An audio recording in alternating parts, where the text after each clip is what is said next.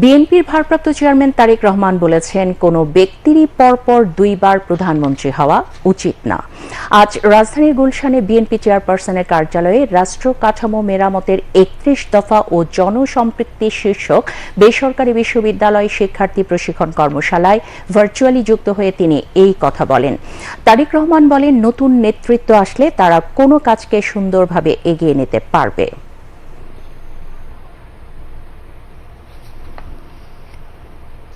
আমি যখন কিছু ডেলিভার করতে পারবো না, খামাকে পথটা আঁকড়ে ধরে থাকার তো অর্থ হয় না। বরঞ্চ নতুন লিডারশিপ আসলে, ভবিষ্যৎ লিডারশিপ আসলে তারা সেই কাজটাকে সুন্দর করে এগিয়ে নিয়ে যেতে পারবে। সেজন্যই আমি ব্যক্তিগতভাবে মনে করি কোনোভাবেই একজন ব্যক্তির পরপর দুবারের বেশি অন্তত প্রধানমন্ত্রী হওয়া উচিত না। আমরা বাক বা ব্যক্তি স্বাধীনতা বা লেখার স্বাধীনতায় আমরা বিএনপি বিশ্বাস করে। আমাদেরকে আমাদের মানসিকতার অনেক কিছুর পরিবর্তন করতে হবে। আমরা মুখে হয়তো অনেক কিছু বলি, কিন্তু ব্যক্তিগতভাবে আমাদেরকে অনেক কিছুর অনেক পরিবর্তন করতে হবে। কাজের মাধ্যমে সেটা প্রমাণিত হতে হবে। এই সময় গুলশান প্রান্তে উপস্থিত বেসরকারি বিশ্ববিদ্যালয়ের ছাত্রছাত্রীদের বিভিন্ন প্রশ্নের উত্তর দেন তারেক রহমান।